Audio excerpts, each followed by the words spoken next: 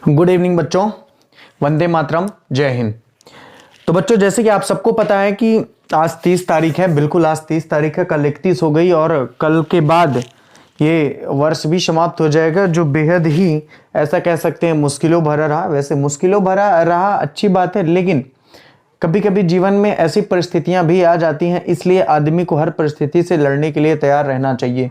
ठीक है, तो ये 2020 बहुत कुछ हमें सिखा के जा रहा है, तो बिल्कुल भी इसको भूलना नहीं है और कोशिश करना है कि आप अपने आप को एक नए साल पे एक नए व्यक्तित्व के रूप में और एक अच्छी ऊर्जा लेकर के एक तारीख से और अच्छे तरीके से मेहनत करेंगे।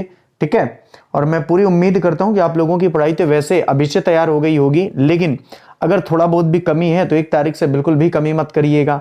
ठीक है, और सबसे बड़ी इंपॉर्टेंट बात जो आपको बताना बेहद ही जरूरी है कि एक पेमेंट लिंक चालू हो चुकी है, तो आप कल भी पेमेंट कर सकते हैं।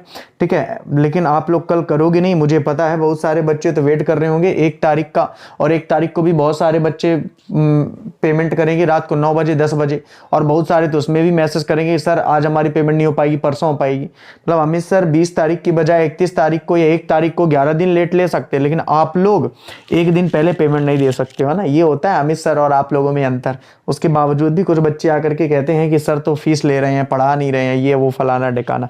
चलिए ठीक है, तो आप आज से हम लोग एक नए चैप्टर के बारे में बात करेंगे, यानी कि साझेदार का अवकाश ग्रहण। साझेदार का अवकाश ग्रहण।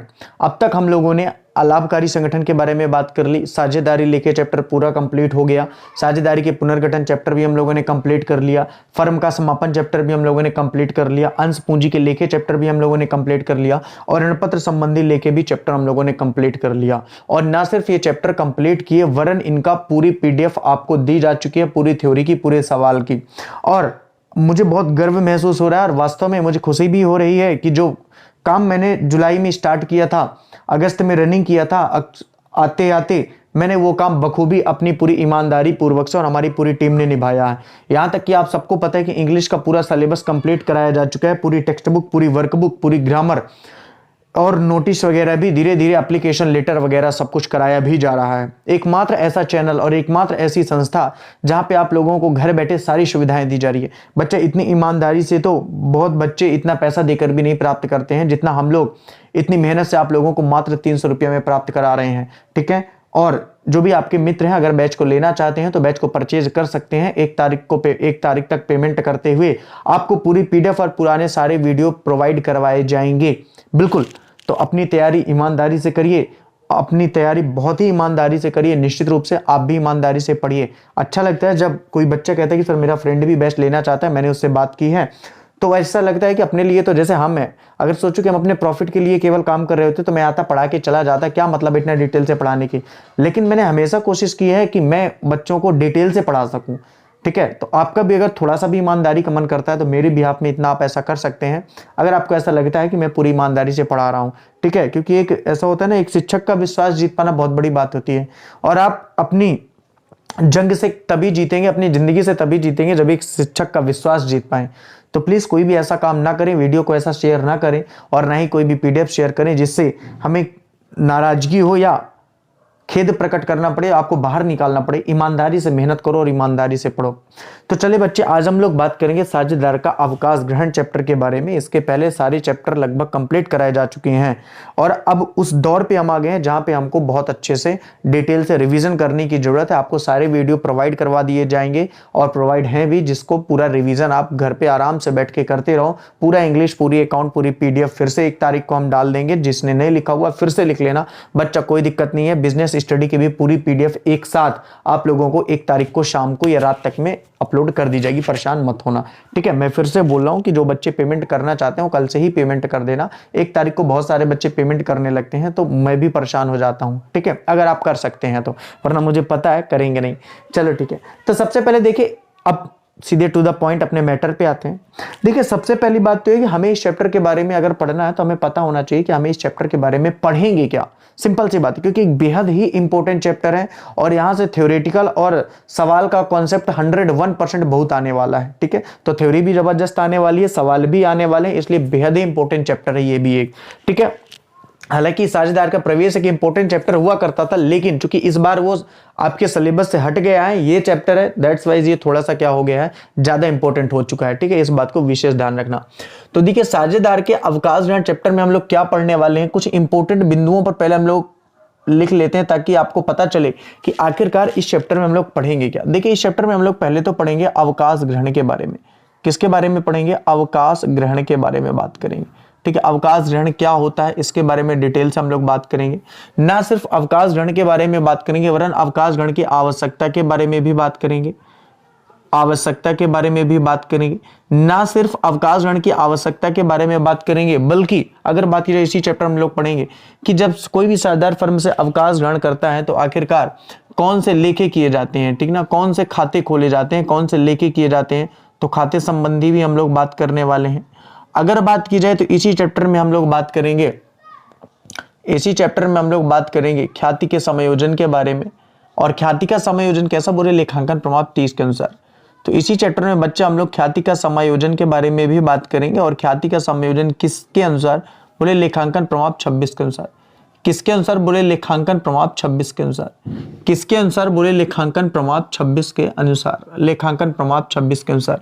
बच्चे एक बार एग्जाम में क्वेश्चन पूछा गया कि बताइए लेखांकन प्रमाण 26 के अनुसार, लेखांकन प्रमाण 26 के अनुसार ख्याति का संयोजन किया जाता है। और वहां पे ऑप्शन में था नए साझेदार का प्रवेश और अवकाश ग्रहण। तो बच्चा दोनों में ही टिक कर देना, क्योंकि लेखांकन प्रमाण 26 के अनुसार ही, क्योंकि लेखांकन प्रमाण 26 के अनुसार ही, लेखांकन प्रमाण 26 के अनुसार ही नए साझेदार के प्रवेश का भी किया जाता है और अवकाश ग्रहण का भी किया जाता है। तो ये दोनों इंपॉर्टेंट बात है, तो संयोजन दोनों में आगे, इस बात का विशेष ध्यान रखना। अगर बात की जाए तो इसी चैप्टर में हम लोग बात करेंगे लाभ विभाजन अनुपात में परिवर्तन और प्राप्ति अनुपात की गणना।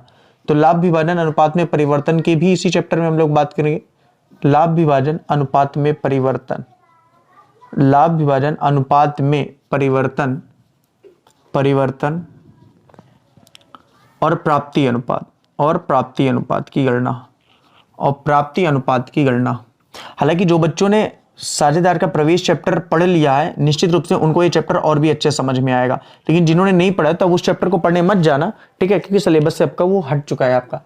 तो लाभ विभाजन अनुपात में परिवर्तन, प्राप्ति अनुपात की गणना। अब ये प्राप्ति अनुपात क्या होता है आगे चल के हम लोग डिटेल से बात करेंगे। मैंने आपको बताया ना कि कोई भी चैप्टर पढ़ने से पहले अगर उसके बारे में थोड़ा सा आपको नॉलेज होगा, अगर उसके बारे में आपको थोड़ा सा भी नॉलेज होगा कि हमें पढ़ना क्या है, तो निश्चित रूप से आपको क्या हो जाएगा, ज्यादा बेनिफिशियल रह जाएगा। अरे वो बोला ना यार, हाँ ठंडी लग रही है थोड़ा सा, हाँ रात का टाइम है, चलो ठीक, कोई बात नहीं, ठीक है। हाँ तो मैं आपसे बोल ही रहा था कि लाभ विभाजन अनुपात में परिवर्तन व प्राप्ति अनुपात की किसकी बात कर रहे थे? गणना की बात कर रहे थे। तो कोई भी चैप्टर बच्चा अगर आप पढ़ते हो तो निश्चित रूप से मेरा ऐसा मानना है कि आपको इसके बारे में जानकारी जरूर होनी चाहिए कि हमें पढ़ना क्या। अच्छा, इसी चैप्टर में और हम लोग क्या बात करेंगे?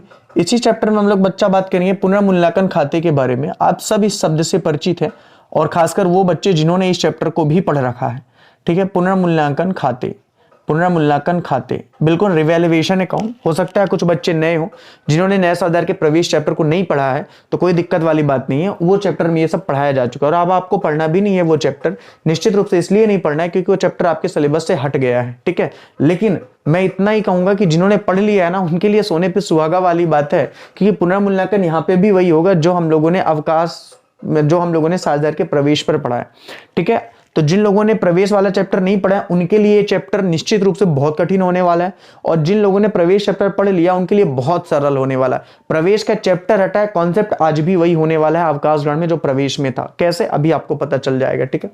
तो पुनर्मूल्यांकन खाते के बारे में भी बात करेंगे। इसी में हम लोग बात करेंगे साझेदारों के पूंजी खाते के बारे में भी हम लोग बात करेंगे विस्तार पूर्वक से। साझेदारों के पूंजी खाते के बारे में भी बात करेंगे। इसी में हम लोग बात करेंगे निवृत्त साझेदार को देय राशि की गणना के बारे में। निवृत्त का मतलब होता है अवकाश ग्रहण, निवृत्त साझेदार का मतलब होता है, निवृत्त का मतलब होता है अवकाश ग्रहण। तो निवृत्त साझेदार को देय राशि की गणना के बारे में भी बात करेंगे। तो निवृत्त साझेदार को देय राशि की गणना के भी बारे में बात करेंगे। देय राशि की गणना के बारे में भी क्या करेंगे? बात करेंगे, ठीक। अगर बात की जाए तो इसी चैप्टर में हम लोग किसके बारे में बात करेंगे? इसी चैप्टर में हम लोग बात करेंगे मृत साझेदार को देय राशि की गणना, मृत साझेदार को देय राशि की गणना, मृत साझेदार को देय राशि की गणना, मृत साझेदार को देय राशि की गणना के बारे में भी बात करेंगे। देय राशि की गणना के बारे में भी बात करेंगे। अगर बच्चा बात की जाए तो इसी चैप्टर में हम लोग पूंजी के समायोजन के बारे में भी बात करेंगे। किसके बारे में बात करेंगे?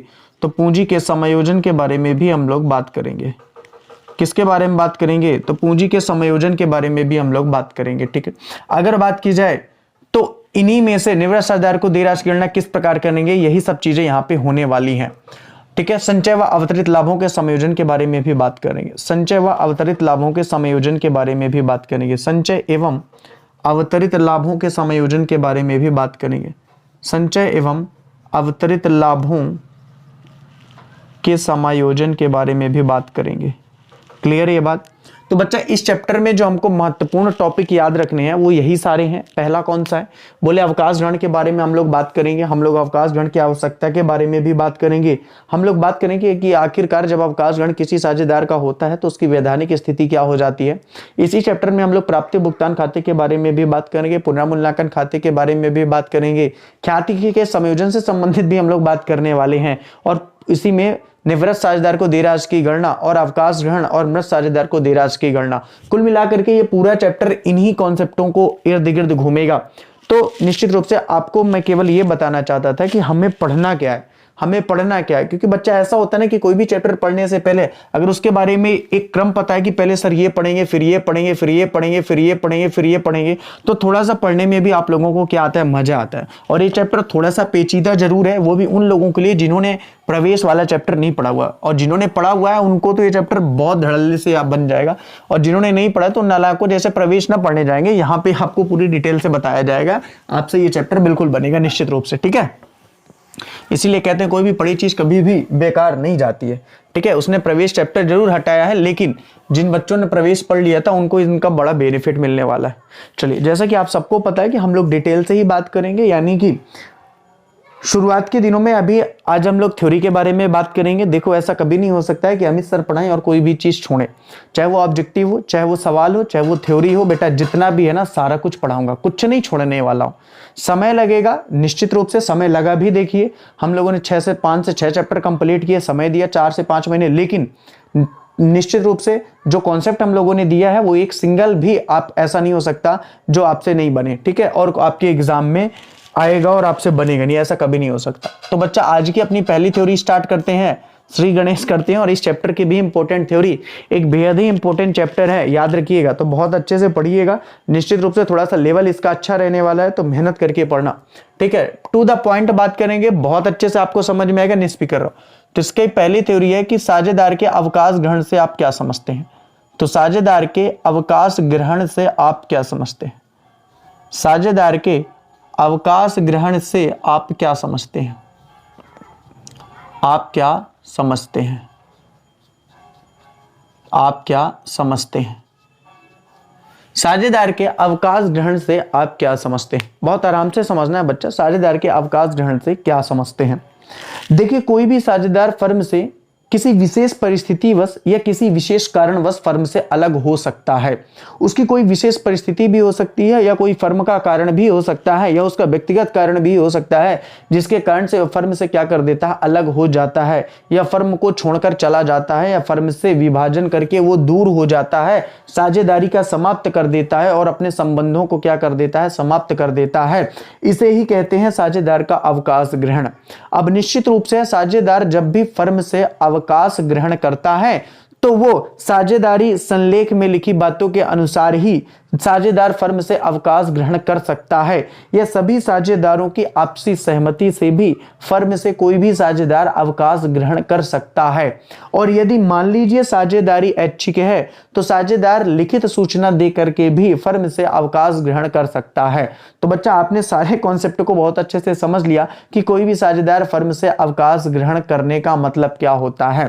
तो साझेदार अवकाश ग्रहण करने का मतलब होता है कि जब एक कोई भी व्यापार चल रहा होता है, उसमें बहुत सारे साझेदार होते हैं, तो जब किसी एक साझेदार के द्वारा या एक से अधिक साझेदारों के द्वारा किसी विशेष परिस्थितिवश या किसी विशेष कारणवश फर्म से अलग हो जाना, या फर्म में अपने संबंधों को तोड़ देना, फर्म से दूर चले जाना, फर्म का विभाजन करके अलग हो जाना, खुद ये क्या कहलाता है, साझेदारी का अवकाश ग्रहण कहलाता है।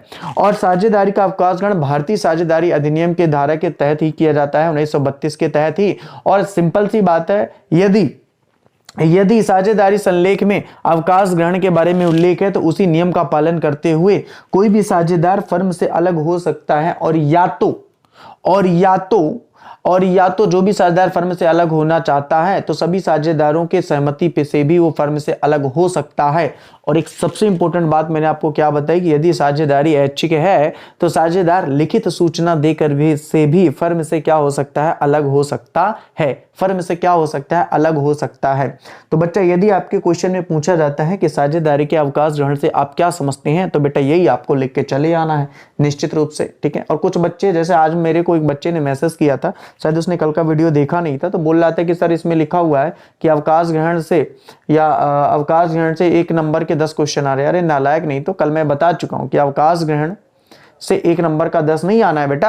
अवकाश ग्रहण, साझेदारी का पुनर्गठन, साझेदारी के लेखे और लाभकारी संगठन, इन सबसे मिलाकर के 1-1 नंबर के 10 क्वेश्चन आने वाले हैं। 3 नंबर के आने वाले हैं और 4 नंबर के आने वाले हैं। वो यूनिट में बटा, पता नहीं बच्चा कैसे पढ़ रहा है, उसको समझ में नहीं आ रहा इतना बताने के बावजूद भी, ठीक है। एक चैप्टर से बेटा कभी 10 ऑब्जेक्टिव आने वाले हैं, पता नहीं किस मास्टर ने तुमको बताया हुआ है या पढ़ाया हुआ है, ठीक है बेटा। वो यूनिट बाई यूनिट है। 3 अलाभकारी संगठन, साझेदारी के लेखे, साझेदारी का पुनर्गठन और अवकाश ग्रहण को मिलाकर के 10 ऑब्जेक्टिव आने वाले हैं और इन्हीं में से 3 और 4 नंबर के क्वेश्चन आने वाले हैं, वो लिखा हुआ है वहां पे, ठीक है। तो अवकाश ग्रहण से आप क्या समझते, बहुत ही सिंपल सा था, स्वीट सा आंसर था, आपको निश्चित रूप से समझ में आ गया होगा बेटा। बिल्कुल भी परेशान मत हो, बहुत आराम से इस चैप्टर को पढ़ेंगे और जितना भी इसका पोस्टमार्टम होगा ना सारा करके कंप्लीट कर दूंगा, ठीक है। 1 हफ्ते 4 दिन के अंदर अंदर जब ये क्लास रन कर जाएगी अपने आप में तो ये चैप्टर इतना आसानी से क्लोज हो जाएगा कि आपको समझ में भी नहीं आएगा कि क्लास कब खत्म हुई, क्लास समझ में आएगी, ठीक है ना, परेशान मत होना। और इसके बाद तुरंत अपन जंप करेंगे कंपनी का वित्तीय विवरण, यानी चैप्टर नंबर 8, जो आपकी बुक में हो सकता है 9 में हो। तो कंपनी का वित्तीय विवरण, फिर वित्तीय विवरण का विश्लेषण, फिर लेखांकन अनुपात और रोकड़ प्रवाह के बाद आपकी पूरी अकाउंट खत्म हो जाएगी। तो ध्यान से देखो, एक इंपॉर्टेंट कॉन्सेप्ट ये भी चल रहा। तो अवकाश ग्रहण से आप क्या समझते हो, कोई दिक्कत नहीं। अच्छा, इसका दूसरा क्वेश्चन क्या बनता है कि साझेदार के अवकाश ग्रहण की आवश्यकता को समझाइए, या अवकाश ग्रहण की आवश्यकता को समझाइए। क्या होता है, अवकाश ग्रहण की आवश्यकता को समझाइए। अवकाश ग्रहण की आवश्यकता को समझाइए। अवकाश ग्रहण की आवश्यकता को समझाइए। अवकाश ग्रहण की आवश्यकता को समझाइए। बच्चे, ये अवकाश ग्रहण की आवश्यकता क्या होती है, मैंने आपको बताया ना कि किसी विशेष परिस्थितिवश या किसी विशेष कारणवश कोई भी साझेदार फर्म से अलग हो सकता है। आखिरकार वो कौन सी परिस्थितियां होती हैं और वो कौन से कारण होते हैं जब भी कोई साझेदार फर्म से अलग हो सकता है। तो आइए उन्हीं कारणों के बारे में हम लोग विस्तार पूर्वक से चर्चा करेंगे। जैसे कि वृद्धावस्था के कारण, वृद्धावस्था के कारण, यदि कोई साझेदार बूढ़ा हो चुका है, वृद्धावस्था का मतलब होता है बूढ़ा हो जाने के कारण, यदि कोई साझेदार वृद्धावस्था हो चुका है, बूढ़ा हो चुका है, तो भी फर्म से क्या कर सकता है, अवकाश ग्रहण कर सकता है। तो वृद्धावस्था हो जाने पर। दूसरा क्या कारण हो सकता है फर्म से अवकाश ग्रहण करने का, तो दूसरा कारण हो सकता है अस्वस्थ होने के कारण। कोई भी साझेदार लगातार कई दिनों से क्या हो रहा है, अस्वस्थ चल रहा है, क्या चल रहा है, अस्वस्थ चल रहा है, तो इसके कारण से भी वो फर्म से क्या हो सकता है, अलग हो सकता है। इसके कारण से भी वो फर्म से क्या हो सकता है, अलग हो सकता है। या क्या कंडीशन हो सकती है, कोई भी फर्म लगातार हमें हानि से चल रहा है, फर्म का लगातार हानि में चलना, यानी फर्म में काफी समय से वो जुड़ा हुआ है और फर्म लाभ कमा ही नहीं रहा है, तो ऐसे व्यापार में शामिल होकर के क्या करेगा, ऐसे व्यापार में शामिल होकर क्या करेगा, जिस व्यापार में लगातार क्या हो रही है, हानि हो रही है। तो फर्म का लगातार हानि होने पर, फर्म का लगातार हानि होने पर भी कोई भी साझेदार फर्म से क्या हो सकता है, अवकाश ग्रहण ले सकता है। या तो क्या हो सकता है, कोई भी साझेदार दिवालिया अगर हो जाता है या पागल हो जाता है, तो ऐसी दशा में भी फर्म से वो अवकाश ग्रहण कर लेगा। दिवालिया हो जाने पर या फर्म से, या दिवालिया हो जाने पर या पागल हो जाने पर फर्म से क्या कर सकता है, अवकाश ग्रहण कर सकता है। और क्या कारण बन सकता है, जब साझेदार स्थायी रूप से किसी अन्य स्थान पर रहने के लिए तैयार हो गया हो, जब स्थायी रूप से किसी अन्य स्थान पर रहने के लिए तैयार हुआ हो, किसी अन्य स्थान पर रहने के लिए तैयार हुआ हो। अब मान लो सपोज दैट कि रीवा पे एक कंपनी चल रही है जहां पे एक साझेदार है। अब मान लो उसका मन है कि नहीं भैया हमें तमिलनाडु में जाके रहना है, नहीं भैया हमें इंदौर पे जाके रहना है, तो यहाँ के व्यापार को छोड़कर वो अन्य जगह चला जाएगा। तो स्थायी रूप से अन्य स्थान पर जब वो जाना चाहता है, या तो और क्या हो सकता है, बोले आपसी मतभेद हो जाने पर, क्या हो जाने पर, आपसी मतभेद हो जाने पर, यानी सभी साझेदारों के मध्य उसकी पटरी नहीं खा रही है, तो ऐसी दशा में भी वो क्या ले सकता है, ऐसी दशा में भी वो फर्म से अवकाश ग्रहण कर सकता है।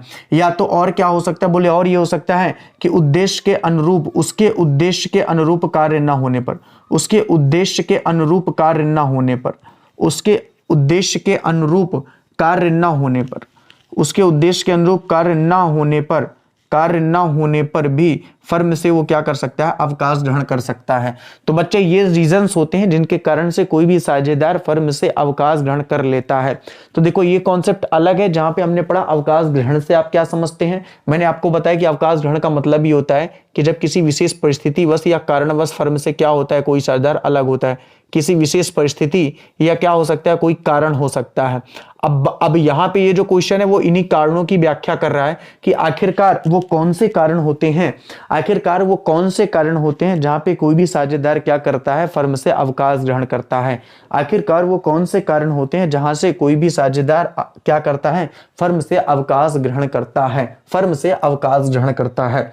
तो निश्चित रूप से आपको ये टॉपिक भी समझ में आ गया होगा कि अवकाश ग्रहण की आवश्यकता को समझाइए, यानी अस्वस्थता के कारण, वृद्धावस्था के कारण और फर्म का लगातार हानि होने पर भी वो फर्म से अलग हो सकता है, या तो दिवालिया हो जाने पर, पागल हो जाने पर, या स्थायी रूप से किसी अन्य स्थान पर उसका स्थानांतरण हो गया हो, वो चला गया हो, और आपसी मतभेद के कारण, आपसी मतभेद के कारण भी वो क्या कर सकता है, फर्म से अलग हो सकता है। या कोई भी फर्म उसके उद्देश्य के अनुरूप यदि नहीं चल रहा होता है तो भी वो क्या कर लेता है, फर्म से अलग हो जाता है, तो भी वो फर्म से क्या हो जाता है, अलग हो जाता है। तो बच्चा डायरेक्टली ये क्वेश्चन लिखने के लिए आता है कि अवकाश ग्रहण की आवश्यकता को समझाइए। अच्छा, यही क्वेश्चन बदल के भी आ जाता है कि अवकाश ग्रहण करने के कारणों को समझाइए, या ये भी आ जाता है कि अवकाश ग्रहण की परिस्थितियों को समझाइए। तो बच्चा अवकाश ग्रहण के आवश्यकता के कारण पूछे, या अवकाश ग्रहण के कारण पूछे, या अवकाश ग्रहण की परिस्थितियां पूछे, तो बच्चा यही आंसर देते हैं। ठीक है, बस यही तो अंतर है ना, बच्चे रट्टा मार करके चले जाते हैं लेकिन समझते नहीं है।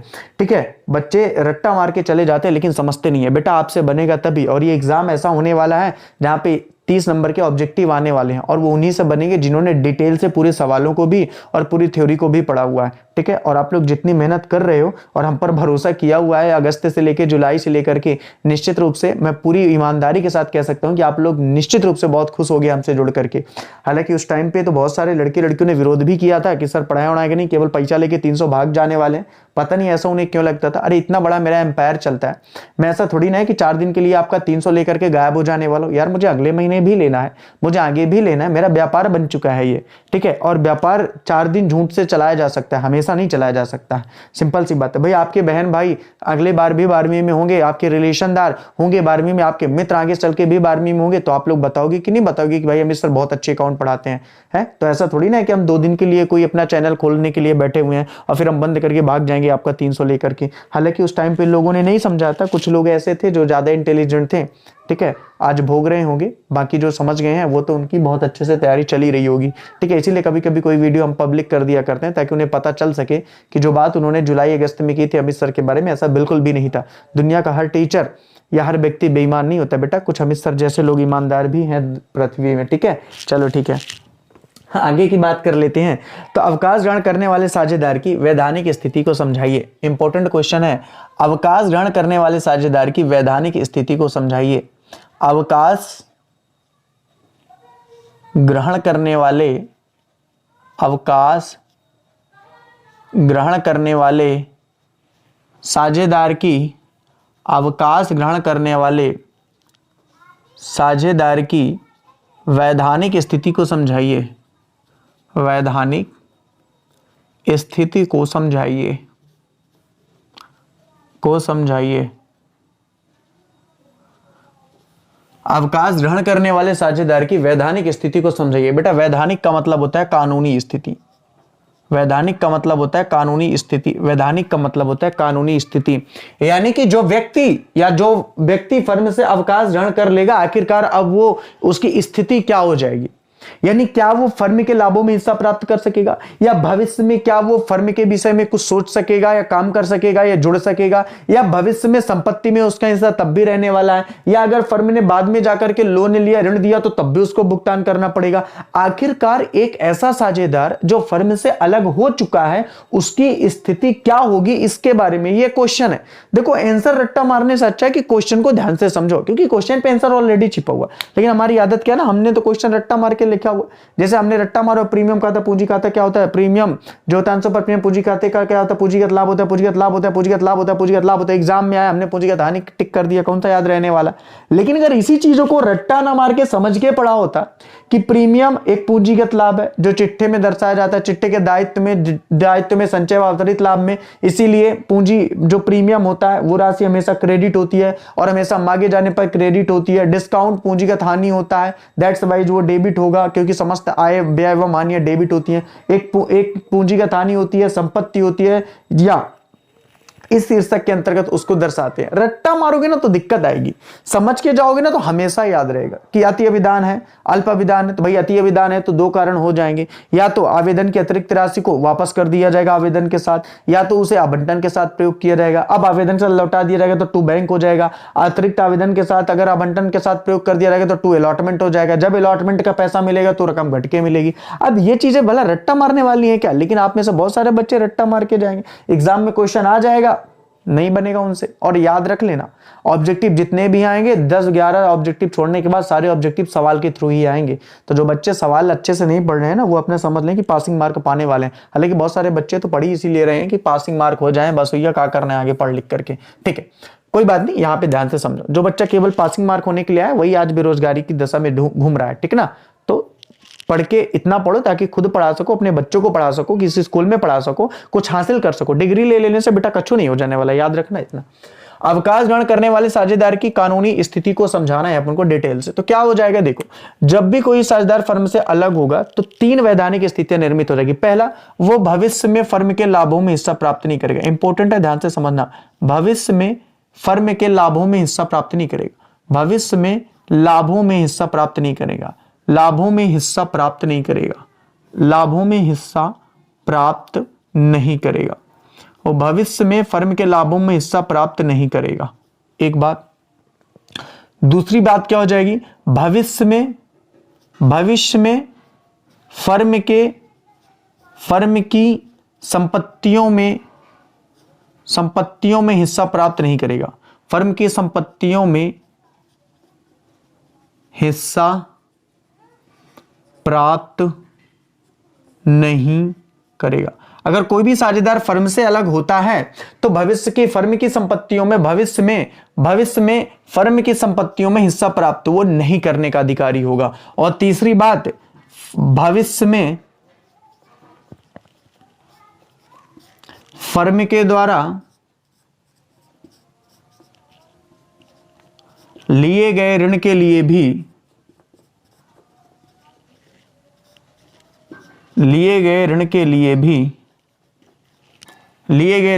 भी उत्तरदायी नहीं होगा। तो जब भी कोई साझेदार फर्म से अवकाश ग्रहण करता है तो सबसे पहला बात तो यह है कि फर्म के भविष्य में जो भी लाभ होगा उन लाभों में उसका हिस्सा नहीं दिया जाएगा। भाई लाभ में हिस्सा किस बात का दिया जाएगा, जब वो फर्म से अवकाश ग्रहण कर लिया है तो भविष्य में, मतलब जब वो अवकाश ग्रहण करेगा उसके पहले तक का लाभ उसको दिया जाएगा। यानी कि जब कोई भी साझेदार फर्म से अलग होगा तो उसके हिस्से का लाभ, उसके हिस्से की पूंजी, उसके हिस्से का संचय, उसके हिस्से का पुनर्मूल्यांकन का लाभ, ये सब उसको दिया जाएगा। लेकिन एक बार खाते बनने के बाद उसके बाद उसको कुछ भी नहीं दिया जाएगा। फर्म के लाभों में उसका हिस्सा प्राप्त नहीं होगा, भविष्य में फर्म की संपत्तियों में भी हिस्सा प्राप्त नहीं करेगा, और भविष्य में फर्म के द्वारा लिए गए ऋण के लिए भी हालांकि उत्तरदायी नहीं ठहराया जा। कहने का मतलब है कि अगर भविष्य में कोई भी फर्म ऋण लेती है और अगर आपने फर्म से अवकाश ग्रहण कर लिया है तो उसके लिए आपको कोई पूंजी नहीं देनी पड़ेगी, क्योंकि आप तो उस फर्म से अलग हो चुके हैं। हालांकि बेटा इस बात का विशेष ध्यान रखना कि जब भी कोई साझेदार फर्म से अवकाश ग्रहण करता है तो एक बाकायदा पेपर में नोटिस छपवाता है और लिखवाता है कि फला कंपनी के द्वारा मैं अमित कुमार द्विवेदी इस कंपनी से अवकाश ग्रहण करता हूं, मेरी कुछ विशेष परिस्थिति के कारण या कारणवश इस फर्म से मैं अलग हो रहा हूं, तो कंपनी के फर्म के द्वारा भविष्य में किए गए किसी भी कार्य के प्रति के लिए मैं उत्तरदायी नहीं होऊंगा। यह बाकायदा एक निकलवाया जाता है जो कि पेपरों में हमें पढ़ने को भी मिलता है। हालांकि आप पेपर पढ़ते ही नहीं होंगे, वरना कभी कभी पेपरों में निकला करता है अक्सर पीछे या बीच के पृष्ठों में, जिसमें लिखा होता है कि फला व्यक्ति के द्वारा कंपनी छोड़ दी गई है। अच्छा, ऐसा क्यों होता है भाई? ऐसा इसलिए होता है कि जब वो अवकाश ग्रहण कर लेता है तो अगर कंपनी डूबने लगती है तो जितने भी लेनदार करता होते हैं तो उसके ऊपर चढ़ना बैठे, हावी ना हो जाए कि तुम हमारा पैसा निकाल के लाओ, खाने के लिए तो तुम थे। तो भाई वो पहले ही स्वतंत्र हो चुका है, बाकायदा एक नोटिस निकाल चुका है कि उस फर्म से अलग हो चुका है। क्लियर है ये बात? इस बात को विशेष ध्यान देना। और भविष्य में जो भी लाभ है उसमें भी वो हिस्सा प्राप्त नहीं करेगा और ना ही भविष्य में फर्म की संपत्तियों में भी हिस्सा प्राप्त करने का अधिकारी होता है। कहने का मतलब यह बेटा कि जब भी कोई हिस्सेदार फर्म से अवकाश ग्रहण करता है तो एक खाता तैयार किया जाता है, पुनर्मूल्यांकन खाता बनाया जाता है, उसके हिस्से का जो भी लाभ या हानि आता है उसे दे दिया जाता है उसके पूंजी खाते में और उसे रफू चक्कर करके हाथ जोड़कर निकाल दिया जाता है। लेकिन एक मेरा क्वेश्चन है, हालांकि आगे तो अपन इस चैप्टर को जब पढ़ेंगे तो सारे क्वेश्चन के आंसर आपके मिल ही जाएंगे, लेकिन फिर भी मेरा एक छोटा सा क्वेश्चन है कि क्या वर्तमान के पुनर्मूल्यांकन लाभों में इसका हिस्सा होगा? जो फर्म से अवकाश ग्रहण करेगा तो बिल्कुल होगा। क्या वर्तमान की ख्याति में भी इसका हिस्सा होगा? बिल्कुल होगा। क्या वर्तमान में संचय व अवतरित लाभों में भी इसका हिस्सा होगा? बिल्कुल होगा। अब बहुत सारे बच्चे तो संचय व अवतरित लाभ है ना जानते होंगे, ख्याति भी ना जानते होंगे, पुनर्मूल्यांकन लाभ है ना जानते होंगे, या पुनर्मूल्यांकन ही ना जानते होंगे। और ये वही बच्चे होंगे जो पहली बार वीडियो को देख रहे होंगे। अगर आपने इसके पहले मेरी क्लासेस को नहीं लिया हुआ ना तो धिक्कार है आपकी जिंदगी पर बेटा, कछु नहीं बनने वाला है आपसे, ठीक है? क्योंकि चीजें इतनी सरल नहीं है जितनी सरलता से आप लोगों को मिल रही है। आपने खुद इमेजिन किया कभी क्या कि डेली हम लोगों की 40 मिनट की, 45 मिनट की, इंग्लिश की 30 मिनट की, 32 मिनट की, 35 मिनट की, 40 मिनट की क्लास होती है। एक दिन में हम लोग कम से कम नहीं तो 40 दूना 80 या 90, आप समझ सकते हो 2 घंटे का पूरा समय देते हैं, जिसमें ऐसा नहीं है कि आकर के सीधे पढ़ाने लगते हैं। वीडियो को एडिट करने में, एक्सपोर्ट करने में, आपको आप तक भेजने में, इंटरनेट कनेक्शन करने में पूरी टीम इतनी मेहनत करती है ताकि इधर से उधर भी लाइटें ना गोल होने पाए, लाइट गोल हो तो उसकी व्यवस्था करना, सारी चीजें, बच्चे को कोई भी नेटवर्क इशू ना आने पाए। बहुत कम रेयर केस होते हैं कि हमारे वीडियो में नेटवर्क इशू आए बेटा, ठीक है? तो ये सारी सुविधा आपको दी जाती है, तब जाकर आपको वीडियो मिलता है। लेकिन उसके बावजूद भी केवल आपसे 300 रुपये ही मांगे जाते हैं। और जब कभी हम किसी भी बच्चे को वीडियो शेयर करते हैं ना तो बच्चे को लगता है सर जी पैसा कमाने के लिए मांग रहे हैं। ये नालायक को इतना समझ में नहीं आता है कि अरे उसके बेनिफिट के लिए क्या है ये वो समझे। अमित सर 300 कमा लेंगे तो उनका घर नहीं भर जाएगा, लेकिन मैं इसलिए बेचता हूँ कि पढ़ने वाला बच्चा अगर 300 दे देकर बैच ले सकता है तो उसका भी रिजल्ट अच्छा आ सकता है। बाकी मुझे 300-600 उसने दे दिया तो उसकी वजह से मेरा परिवार नहीं चलने वाला है। लेकिन जो पढ़ने वाले बच्चे अगर उन तक ये बात पहुंचेगी तो निश्चित रूप से उनका भी रिजल्ट अच्छा सुधर सकता है। तो मेरी हमेशा से यही कोशिश होती है। लेकिन क्या ना कलयुग है, जो लोग खुद हमेशा प्रॉफिट के लिए ही जीते हैं वो तो यही सोचेगी ना कि सर जी भी प्रॉफिट के लिए ये सब कर रहे हैं। पता है मेरे को होता है, क्योंकि जिसने कभी दूसरों का एक भी भला नहीं किया हुआ है वो कैसे सोच सकता है कि अगला बंदा हमारे हित के लिए मैसेज कर रहा होगा। बहुत सारे लोगों को तो ये लगता है कि अमित सर ने वीडियो अगर स्टेटस में लगा दिया, फेसबुक में डाल दिया, अमित सर ने हमको भेज दिया तो इसका मतलब सर जी की गरज है। अरे नालायक को इतना नहीं समझ सकते हो कि गरज तुम्हारी है, पढ़ाई तुम्हारी है, रिजल्ट तुम्हारा है। अगर 2 महीने हमको 300-300 रुपये नहीं दे दोगे ना तो हम भिखारी नहीं बन जाएंगे, ठीक है? और तुम बड़े आए अमीर तो तुम बन जाना, लेकिन वो रिजल्ट लेके जब घूमोगे ना अपना फेल वाला या सप्लीमेंट्री वाला, तब जाके जीवन में याद आएगा अमित सर की बात। फिर वो 600, 800, 1000, 2000, 4000 मैटर नहीं करेगा। साल भर पढ़ाई करने के बाद जब सप्लीमेंट्री आ जाओगे, रुक जाना नहीं से पास होगे, ठीक है? या दोबारा साल पढ़ोगे तब समझ में आएगी वो 300, 600, 800 की वैल्यू अभी नहीं समझ में आएगी। चलो ध्यान से देखो। तो अवकाश ग्रहण करने वाले साझेदार की वैधानिक स्थिति के बारे में हम लोगों ने विस्तार से यहाँ पे चर्चा कर ली है। तो ये 3 क्वेश्चन तो आपके कंप्लीट हो चुके हैं। क्लियर है ये बात? अच्छा, अब एक बात और समझ लीजिए, अवकाश ग्रहण करने संबंधी कौन कौन से लेखे तैयार किए जाते हैं। वेरी इंपॉर्टेंट है, अवकाश ग्रहण करने संबंधी लेखे कौन कौन से तैयार किए जाते हैं। आपसे क्वेश्चन पूछा जाएगा कि जब भी फर्म में अवकाश ग्रहण होता है तो कौन कौन से खाते खोले जाते हैं। तो यहाँ पे क्वेश्चन ये भी बन सकता है कि अवकाश ग्रहण करते समय कौन कौन से खाते खोले जाते हैं। तो अवकाश ग्रहण करते समय, अब यहाँ पे मैं साझेदार नहीं लिख रहा हूँ, आप समझ सकते हो कि अवकाश ग्रहण साझेदार की बात है ना। तो अवकाश ग्रहण करते समय, अवकाश ग्रहण करते समय लेखे कौन से तैयार किए जाते हैं। तो अवकाश ग्रहण करते समय कौन कौन से लेखे या कौन कौन से खाते तैयार किए जाते हैं, इनके बारे में बताइए। कौन कौन से लेखे तैयार किए जाते हैं, ठीक ना? तैयार किए जाते हैं, तैयार किए जाते हैं। और एक एक करके इन्हीं के बारे में हम लोग डिटेल भी करेंगे और इन्हीं के सवालों के बारे में भी बात करेंगे। तो देखो, जब भी फर्म में साझेदार का अवकाश ग्रहण होता है तो कौन कौन से खाते तैयार किए जाते हैं, ये एक इंपॉर्टेंट बात। तो सबसे पहले तो नया लाभ हानि अनुपात, नया लाभ हानि अनुपात, नया लाभ हानि अनुपात, ठीक है। अच्छा, एक चीज याद रखना, जब भी फर्म से साझेदार का अवकाश ग्रहण होगा तो उसके हिस्से की उसको पूंजी भी लौटाई जाएगी, उसके हिस्से का उसे लाभ भी लौटाया जाएगा, उसके हिस्से की उसकी ख्याति भी लौटाई जाएगी और उसके हिस्से का अभी तक का जो उसने पुनर्मूल्यांकन का लाभ कमाया है वो भी उसे लौटाया जाएगा। यानी कि ऐसा नहीं है कि अवकाश ग्रहण साझेदार को बाय बाय टाटा करके भेज दिया जाएगी, भाई तुम निकलो, कछु ना मिलेगा कम व्यापार से तुमको। उसके हिस्से का उस दिन तक का बकायदा उसको सारा पैसा दिया जाएगा, ये बात विशेष ध्यान रखना तुम लोग, ठीक है। तो नया लाभ अनुपात की गणना होगी और प्राप्ति अनुपात की भी क्या करना पड़ेगा, गणना करना पड़ेगा। ये डायरेक्ट क्वेश्चन आता है, याद रखना, नया लाभ अनुपात गणना और प्राप्ति भुगतान की गणना, ठीक है। क्वेश्चन आया जाए कि जब भी फर्म में साझेदार का अवकाश ग्रहण होता है तो उस संबंध में कौन कौन से खाते तैयार किए जाते हैं, या ऑब्जेक्टिव में आ सकता है निम्नलिखित में से कौन सा एक खाता तैयार नहीं किया जाता है। तो नया लाभ अनुपात व प्राप्ति अनुपात की गणना करना, ख्याति का एडजस्टमेंट किया जाएगा, ख्याति का समायोजन किया जाएगा, ख्याति का समायोजन किया जाएगा किसके अनुसार, लेखांकन प्रमाण 26 के अनुसार। किसके अनुसार, लेखांकन प्रमाण 26 के अनुसार। अगर बात की जाए तो अब ये लेखांकन प्रमाण 26 क्या होता है बेटा, ये स्टैंडर्ड होता है, अकाउंटिंग स्टैंडर्ड होता है ASI, जिसके अनुसार ये लेके तैयार किए जाते हैं ख्याति के समायोजन के। अच्छा, और क्या था, संचय व अवतरित लाभों का समायोजन या बंटवारा, संचय व अवतरित लाभों का बंटवारा, संचय व अवतरित लाभों का बंटवारा, संचय व अवतरित लाभों का बंटवारा। तो यहां पर क्या होगा, हालांकि प्रवेश में क्या हुआ करता था कि जो नया साझेदार फर्म में प्रवेश करता था उसको संचय व अवतरित लाभों का हिस्सा नहीं दिया जाता था, लेकिन यहां पे जो साझेदार फर्म से अलग हो रहा है उसको इसका हिस्सा दिया जाएगा। कितना, जितने हिस्से के लिए वो था। क्यों? क्योंकि भाई अभी तक तो उसने भी संचय कुछ किया होगा, लाभ कमाया होगा, तो आज तक का तो उसको भी मिलना चाहिए कि नहीं मिलना चाहिए, बोले बिल्कुल मिलना चाहिए। बस यही अंतर है अवकाश ग्रहण और प्रवेश वाले में। अच्छा, फिर क्या, पुनर्मूल्यांकन खाते भी तैयार किया जाएगा, पुनर्मूल्यांकन खाता, ठीक है, पुनर्मूल्यांकन खाता, पुनर्मूल्यांकन खाता, पुनर्मूल्यांकन खाता भी तैयार किया जाएगा। अच्छा, और कौन से खाते खोले जाते हैं, बोले निवृत्त साझेदार को देय राशि की गणना भी इसी में की जाएगी। निवृत्त साझेदार को देय राशि की गणना, निवृत्त साझेदार को देय राशि की गणना भी की जाएगी। और इसी में हम लोग पढ़ेंगे मृत साझेदार को देय राशि की गणना, इसी में हम लोग पढ़ेंगे मृत साझेदार को देय राशि की गणना, इसी में हम लोग पढ़ेंगे मृत साझेदार को देय राशि की गणना, मृत साझेदार को देय राशि की गणना, देय राशि की गणना, मृत साझेदार को देय राशि की गणना। और लास्ट कॉन्सेप्ट इसी में हम लोग पढ़ेंगे पूंजी का समायोजन।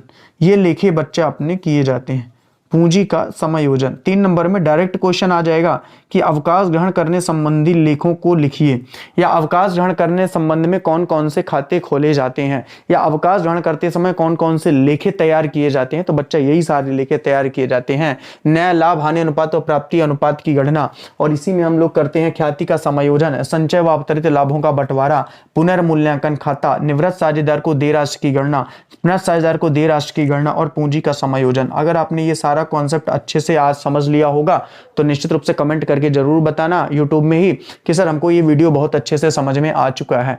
कल हम लोग बात करेंगे यहां से, इसके सवालों को पढ़ेंगे, इसकी थ्योरी को पढ़ेंगे, फिर इसके सवालों को इसकी थ्योरी को, फिर इसके सवालों को इसकी थ्योरी को, और कुल मिलाकर के हमको यही पूरा पढ़ना है, जो कि हमने मैटर ही डाल रखा है कि कौन कौन से लेखे तैयार किए जाते हैं अवकाश ग्रहण करते समय।